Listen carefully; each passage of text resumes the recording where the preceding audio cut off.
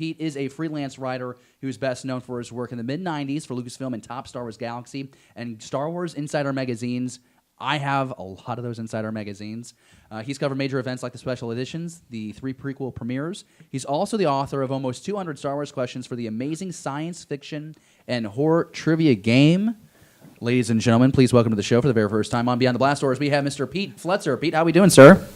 I'm great. How are you guys doing? Oh, we're doing pretty well. Isn't that cool to hear someone? I'm super stoked. Okay, Pete, can you tell us where are you coming from? Where are you broadcasting from? I live in the beautiful suburbs of New Jersey. Oh my gosh! So how's the New York? Beautiful and New Jersey are two words I don't hear in the same sentence very often. We just don't get enough credit for the nice parts of Jersey. Everybody thinks Sopranos, but there's actual like, deer in my front yard and things here. So you started in the mid-'90s. You're covering the special editions of the original trilogy. But how do you get so lucky in the first place? Like, how do you become a freelance reporter, and how do you get to cover Star Wars for a living? Because I think there's like millions of people in the country alone that want that luck. Well, first let me just be clear. It was not much of a living. It was like 25 cents of a word. So, and I was also a lot younger, so I didn't have kids to feed. But I was making Star Wars news on the web before Google existed. I was working with. I had created my own website. If you guys were talking a little bit before, and I thought it was very tactful to say the more mature Star Wars fans. I had been a big giant Star Wars fan as a child, and what a lot of people often forget was there was that lack of Star Wars content for so many years after Return of the Jedi,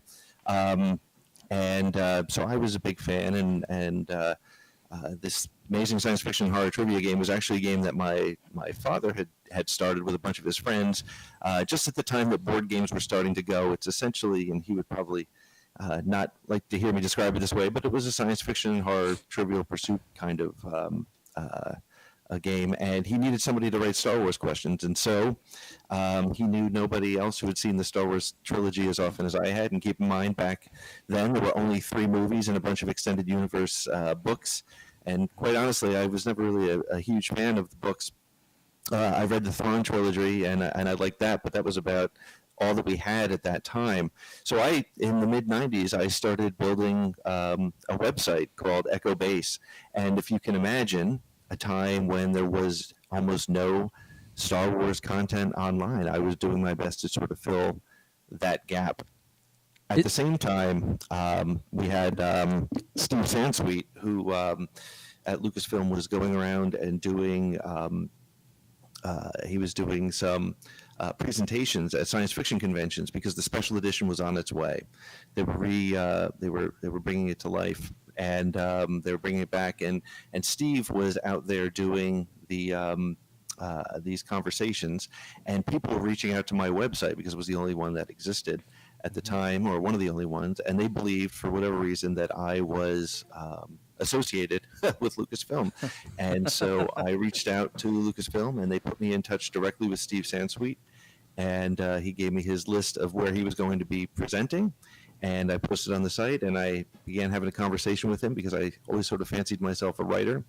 I gave him some content, and he read it, and next thing you know, he had me helping him out on some content for Star Wars Galaxy magazine. Wow, that's amazing.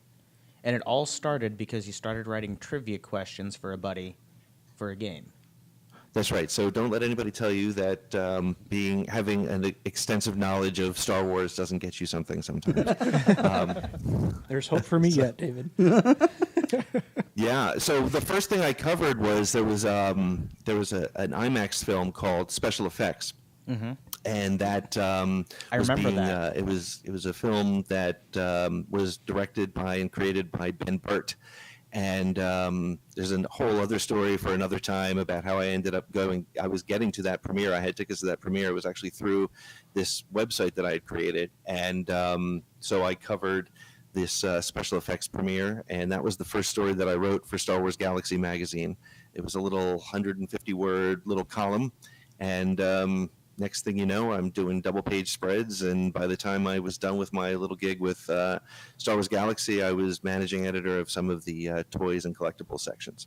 Oh, that's amazing. I remember that. I remember going on a school field trip to the Science Center in St. Louis and watching it on the big domed screen and seeing C-3PO and R2-D2 who were kind of narrating through that. That was cool. So, the reshot of the opening sequence of the Star Destroyer and Leia's ship was sort of the highlight, and that's how they kind of drew the Star Wars fans into the event. Let's talk about Phantom Menace in the sense that, you know, that I was like 9 when that movie. I was 8 when that movie came out. The Phantom Menace. you're a child. I know. I'm really showing my age here. But like Pete, if you can indulge me, like Star Wars fans hadn't gotten a movie since '83. Right. We were getting a lot of expanding universe that's blowing up. Now there's like realms of canon, like what George approves of, what he kind of approves of, what he doesn't approve of.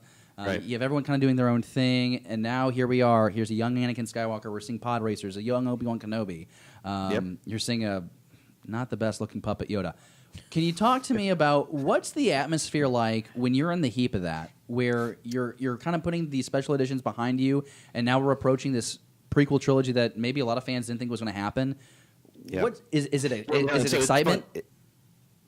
No, go ahead. I'm sorry. Is there excitement? Is there anticipation? Is there like caution? Is there nervousness that they're going to screw up the Star Wars? Well, you know, it's really interesting because at the time, you know, you were 9 years old, and you just made me feel incredibly old. Thank you very much. But Wasn't my goal. Me too, Pete. Me too.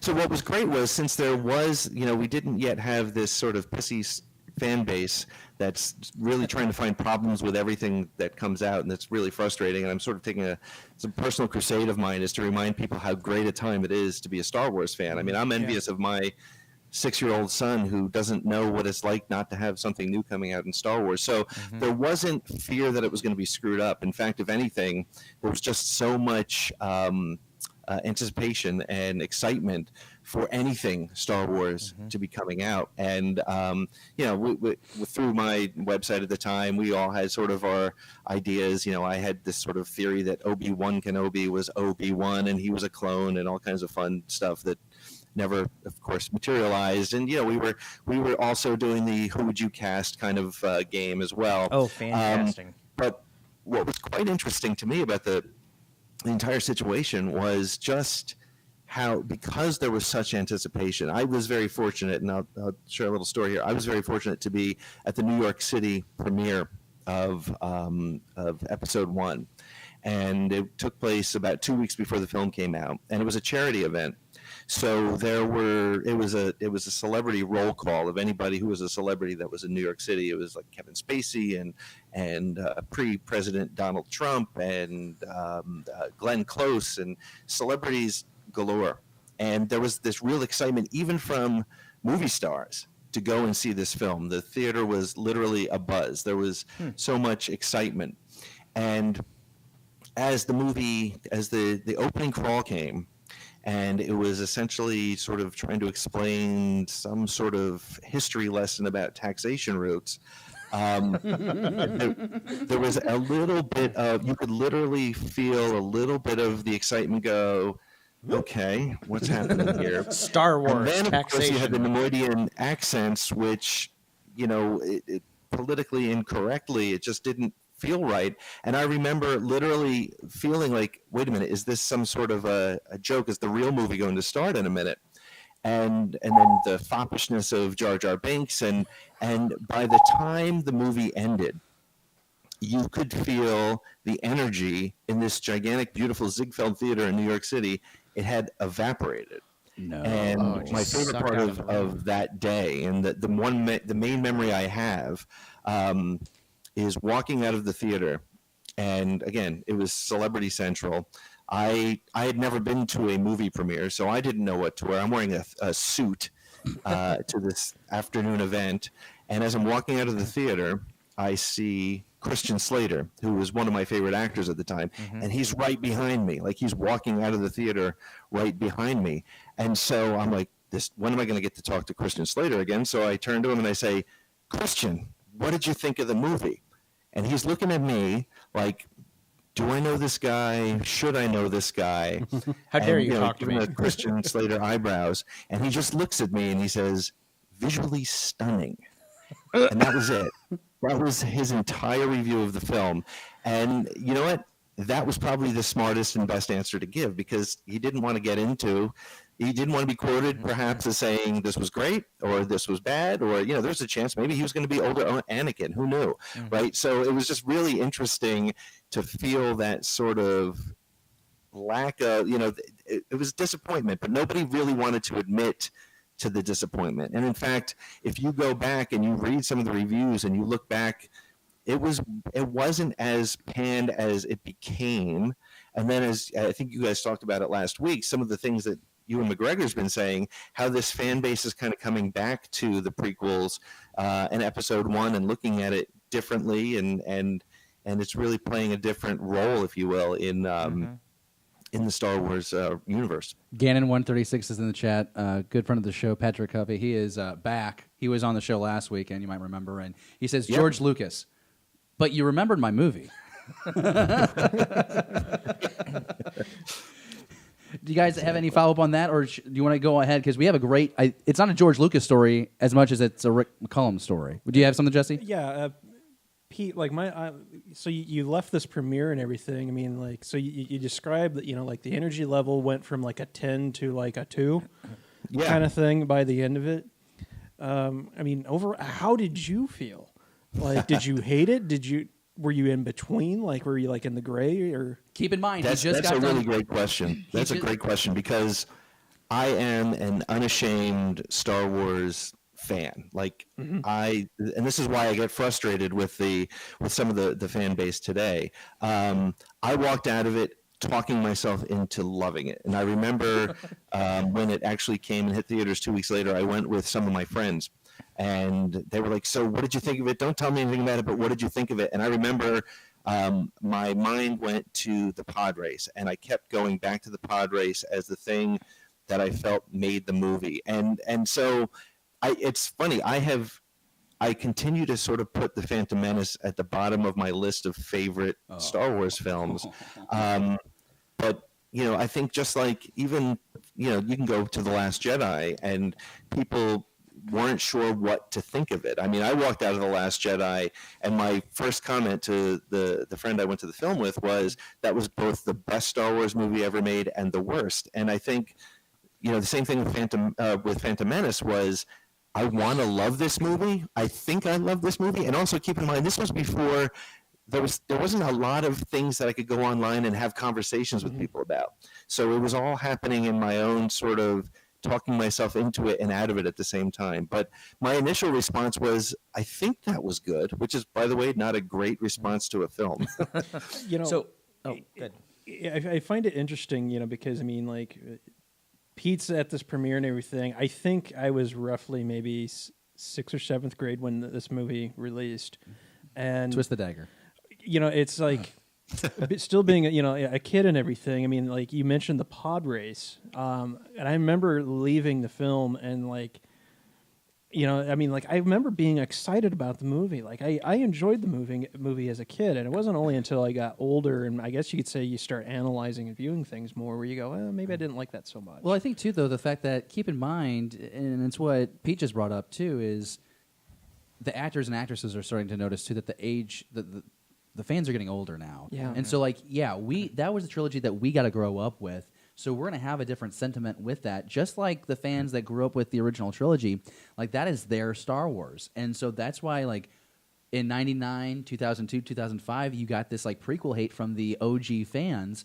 Well, now fast forward to 2015, and here we are with The Last Jedi, and now we're getting Episode 9 here. I mean, like, the same thing's happening, but now you have all these prequel lovers. Like, it's just going to repeat itself, and that's because these movies are going to speak to each other. Like, the movies will speak to the individual differently, And it's interesting where people jump in at it as well. Like, for example, my son, his reference for Star Wars is, he's 6, and Star Wars to him is Clone Wars. Yes. He loves. He's got all the little Clone Wars action figures. That's his Star Wars, and which that's a cool entry point. So yeah. Hey, Pete, let's go ahead and can you tell that story though? You've never met George Lucas, but you've met Rick McCallum, who's kind of the producer of the prequels. Yeah, so it was great. One day, it's funny. I don't often think about it until I get the chance to speak to people like you, David, over the web, and start to think about it. But I was pretty lucky. I got to do some cool stuff. So I became somewhat friendly with Steve Sansweet, and I was out in San Francisco for a trip, and I just reached out to him and I said, hey, I'd love to get together since I'm going to be there. And he said, would you like to come to the ranch? And did he even think there was a chance I would say no to that? So I rented a car, drove up from San Francisco, went to the ranch. He let me in. First of all, it's very hard to find. It's well hidden. And I got there, and he gave me the tour. He said, would you like the tour of the ranch? And I was like, absolutely. And so Steve and I are walking through. We ended up, I think we had lunch with Don Bees, who was the gentleman who was the operator for R2D2, and my geek level actually knew his name and who he was. So that was exciting for me. But we were walking through the sort of the main foyer area of the main house of the ranch. And Steve and I were walking, he's pointing at this and he's pointing at that. Now, it's important to know, one of the things that surprised me the most about the ranch was that at the time, and I haven't been there since this time, about 20 years ago, it's not chock full of Star Wars memorabilia, at least at the time, like you would have thought. There was literally one little hallway where there were 2 glass cases of actual props and things from the films. So we walk through there, and we hear this voice coming from the stairs up above us. And he says, hey, Steve, I need to talk to you for a second. And I turn around, and it's Rick McCullum, and he's there, and it's the guy. And again, it's fan shock and awe. And the best part about the story to me is that Rick said to me, I'm sorry to interrupt you. So Rick McCullum was worried that I was going to be offended that he was taking Steve away from me for just a couple minutes. So I was like, oh, no, that's fine. Feel free. And introduced myself. And he was just such a nice, sweet guy. You could tell he was very busy. From what I understand, I don't know if this is true, that he'd come out of a meeting with George upstairs. But he was just such a nice guy. And, the personality you see as you look at the making of documentaries and you see him on video, that's exactly what he is. Larger than life. He dropped a couple F-bombs while he was talking to Steve, and he's just that guy. And it was just a great opportunity to be there. You've seen the documentaries. He has so much passion for the franchise, which was another reason why I enjoyed the prequels so much, because it was a labor of love for all these people. It was you're going back to this galaxy, but now you have the benefit of 10, 15 years of growth and technology. Like, you're able to do more. George always says, I get to do more than, this is how I wanted to do the original trilogy. And obviously that's why we went back and got the special editions. But I just love that you had that story, because to me, he is maybe the most interesting person behind the scenes, just because of the conversations that Rick probably was part of. Like, that had to be, like, I think of that clip. There's that clip that leaked on the internet where it was like the first showing of the Phantom Menace, and you see George just throw his head back because he's like, we rushed it in a few places. Like, I just wonder, like, what are the conversations with him and Rick to, like, damage control, if they felt that way? Like, I think it's interesting that Pete thinks that the Phantom Menace is where he ranks on the bottom of his favorite Star Wars movies list, because I think it's Attack of the Clones. Which again goes to like how we interpret movies differently and why we like things differently one way or the other. But if you guys don't have a follow-up, I think I want a direct answer from Pete on the sequel trilogy. What do you guys think? Yeah. Pete, we're putting you on the spot. Yep. You've been up close and intimate with these prequel movies. You've gotten to know them fairly well. Mm-hmm. But now you get to share these with share the new movies here with your kiddo. What's your take on the sequel trilogy in comparison to the prequels that you got to experience that front row seat at? So it's again, I'm an unapologetic fanboy, and I love everything that comes out generally. Generally, I think I'm of the mind. I actually put, first of all, The Last Jedi among my top 5 films. So I know I'm on the other side with many people, but I love the sequel trilogies. I love a trilogy. I love where they're going with it.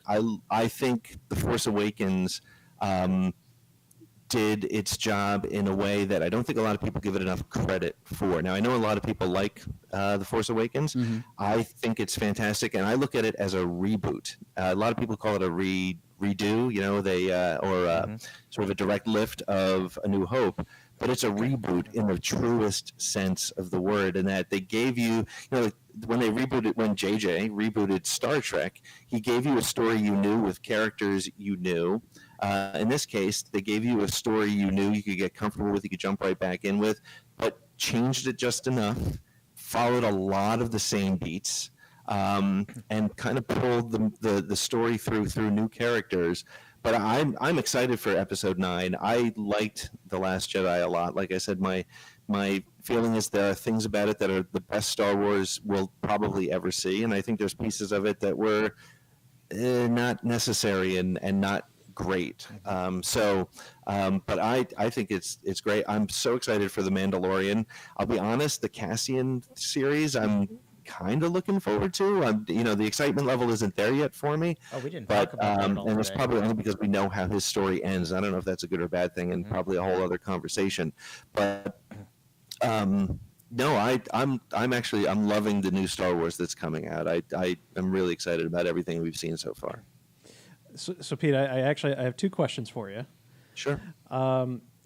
Force Awakens, the infamous Han Solo dying scene. I mean, did that? How? Wait, he dies? Do you know something I don't know? Spoiler alert. I mean, like when you saw it, did you, were you just in shock? Were you angry, or did you actually feel like that was a fitting end for Han?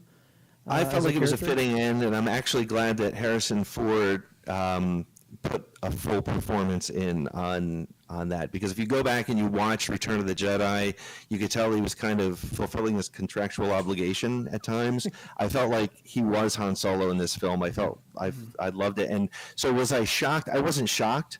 What shocked me the most was the way sort of Snoke kind of offhandedly says, "Oh, by the way, Han Solo is your father." Like, that was a little bit that was the only bizarre thing about that relationship to me. But I wasn't disappointed. I do have to say, though, I think the one thing in the 4 movies we've gotten since Disney, there's been one thing that literally made me gasp out loud. And I think the phrase I said was, "Wow, that's really cool," was when Maul showed up in Solo. I thought that was brilliant. I loved it. But I also knew there's probably fans sitting around me going, "How's he here? And when does this movie take place?" And I think that's the biggest challenge for Disney right now. And I know that wasn't your question, but I think one of the biggest challenges for Disney right now is connecting all the dots for people who aren't sure. Does this take place after? Is Jyn Erso her mother? Is her daughter? Like I think there's a lot of things moving. That's going to be a challenge for Disney and Lucasfilm to keep their audience, their broad audience, their movie-going audience engaged. See, but I love that you bring that up real quick, Pete, because like you mentioned, your son's entry to Star Wars is the Clone Wars. If you watch the Clone Wars, you know that Darth Maul is alive for a period of time. That payoff is made up in Solo because you see him there, and you're like, my goodness, like, when we talk about connectivity between the movies and wanting the canon to influence each other, and when you get Kylo Ren referencing the clones in The Force Awakens, like, this stuff pays off when you're following the saga like this. So like, super rewarding. So I just wanted to make that point. And Jesse, you had a follow up question, real quick. Yeah, the follow up question was what was your absolute favorite scene in The Last Jedi? Something that you absolutely loved. Please don't say Leia force floating. Leia Mary Well, Poppins? I would actually put that on. You remember I said there were some things that didn't work for me? I think my absolute favorite part of the Last Jedi was the fight in the throne room. I think that's probably one of the best. That and the Maul versus Obi-Wan and Qui-Gon Jinn are the top lightsaber battles in all 10 films. Excellent. I think you're forgetting about Yoda and Count Dooku. I mean, for me, that was I'm doing my best to forget about Yoda and Count Dooku. Well, hey, Pete, there's several reasons why we wanted to bring you on the show. Not just because of your up-close relationship with Star Wars, but also that you have a new project underway that we're having a lot of folks in live chat asking about. They're asking, what is Pete doing now? So, Pete, you're kind of breaking this news on our show. Can you tell us what are you doing with Star Wars? You have a new piece in the workings. Yeah, so it's important to note that I haven't done any work directly for Lucasfilm or Topps in 18 years or so, and so I wanted to reconnect myself. In going through some of my older works, I found that there was actually a story that I had started writing for the West End Games book, and it reminded me that I do like to write fiction. But I always had thought that with the Phantom Menace, I always looked at it as if it was a movie version of a book that I loved that didn't quite follow through, that didn't quite, turn out the way I felt the movie version of a favorite book might be. So what I've decided to do is, apparently I have nothing else to do with my time but to spend it writing a what I'm calling a novelization of the film, The Phantom Menace, but written as if the movie didn't exist yet. So I'm writing it as though it's the story that the Phantom Menace comes from. Again, pure fan fiction, no compensation, no selling. I will make it available to the world for absolutely just download it as soon as I have it available. But I'm writing it in a way so that it reads more like a political intrigue thriller than a science fiction action film, which I think was the big problem. And the thing that I want to do with this story is take what's a great story, and I think there really is a great story in The Phantom Menace, but I feel like they had to leave a lot of the pieces out of it because it was a 2-hour sci-fi adventure. Mm-hmm. And so I'm approaching it by expanding on some characters, bringing in some of the things that we know happens in Attack of the Clones, all the way up actually through some references through all as much of the Star Wars on-screen pieces we've seen. I do make some references to it. And it's really a pure labor of love, and it's a hobby, and I want to share it with everybody. It'll be this it'll be a novelization, like I said, written as if it came before the movie. I've been able to read a little bit of it so far. I'm not going to spoil anything, but I like how you're approaching it. The first couple of chapters, it seems like it's the first 3 or 4 years before the movie takes place, and I like how you did that because I will say that I'm more invested in Anakin now, having read those first 2 chapters, because you go right into. Can I just give away the first paragraph of it? Sure. He starts his story, guys, like the day after Anakin's been sold to Watto, and so you're dealing with this like 6-year-old boy who is he's waking up in this new environment. He has this new guy telling him what to bark orders. He wants to see his mom. Can't see his mom because his mom's already working right now. And it becomes a more human story than I think at times we did get with the Phantom Menace. So I'm really excited about this. David, did you have something you wanted to jump on there? No, but I'm excited for that. We should all be really excited about it, and I'm very appreciative to Pete for sharing this. Can you break down, Pete, how you're going to unveil this story? Are you going to go chapter by chapter, or are you just going to release it all at once? Because the plan is that we're going to have Pete back on next month and the month after that, and maybe the month after that, breaking down the story, but we don't want to rush you because you're an artist, and the creative process has to flow freely. Yeah. So what's interesting is, I've been a freelance journalist. I was writing 2 full pages for a fan magazine, and one of the things that I found is I'm about 106,000 words into the story, and I've just gotten the guys back to Naboo.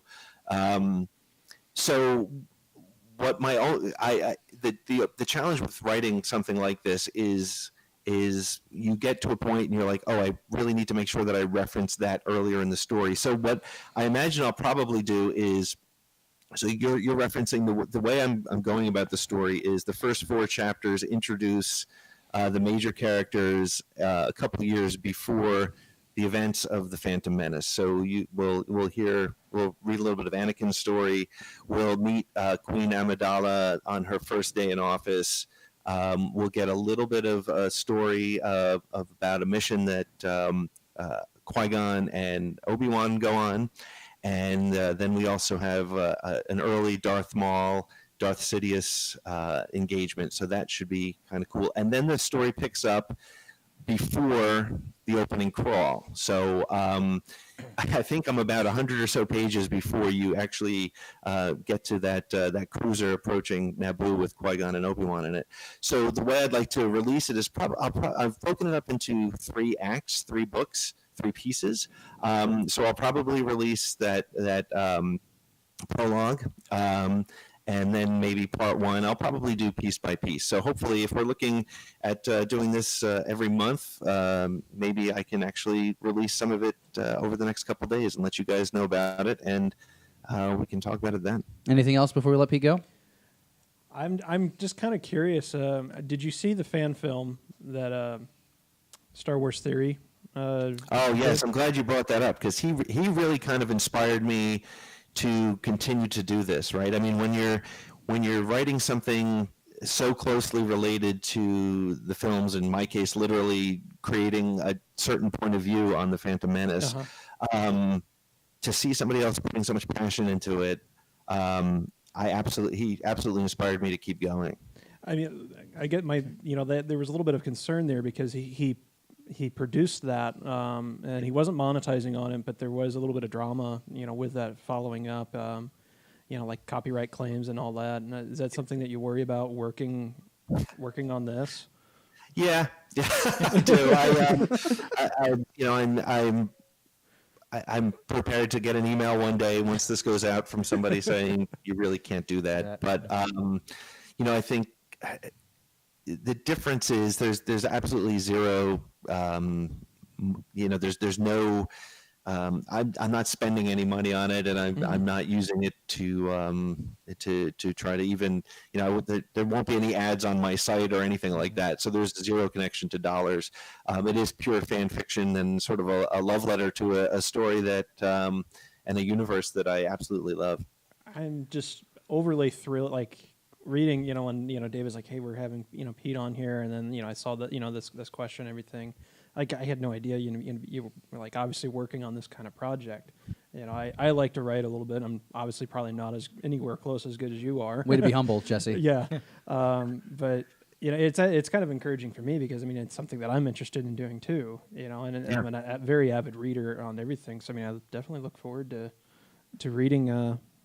What you're putting out there and everything, because it's questions like that you're attempting to give an idea or answer, for the fan base, in that timeline, and that's excellent. So Pete, again, it's pure fan fiction and speculation, and to be honest, I never read the Terry Brooks novelization, so I hope there's nothing in there that I mirrored other than the Phantom Menace movie.